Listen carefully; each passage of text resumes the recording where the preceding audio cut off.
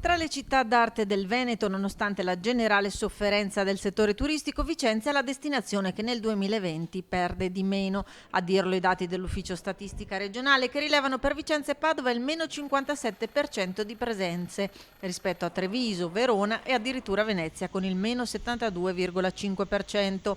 Un lieve segnale di speranza che per il capoluogo berico è motivato dal turismo business. Abbiamo sempre avuto una forte incidenza sotto il profilo del turismo business, quindi quello legato all'attività lavorativa nelle aziende e che ci consente di avere dei dati confortanti per il futuro. Tenacia ascrivibile anche ai dati sul commercio. E se è vero che non c'è nulla da festeggiare, è altrettanto vero che, numeri alla mano, nel 2020 ci sono state meno chiusure di negozi rispetto al 2019. 155 le chiusure di esercizi di vicinato e di medie o grandi strutture nel 2020 rispetto alle 172 chiusure nel 2019. È la volontà dei nostri commercianti di non mollare, di continuare a sacrificarsi per un'attività a cui magari hanno dedicato la propria vita. Lo faremo come amministrazione, cercando di essere sempre al loro fianco. La volontà di guardare avanti ha avuto la meglio, ci dicono provati dall'anno nero alcuni esercenti del centro. Si cerca di tenere duro in quanto sì, bisogna avere tenacia e continuare a lavorare nel miglior modo possibile nella speranza che la situazione si possa risolvere il prima possibile. Perdersi d'animo non era d'aiuto.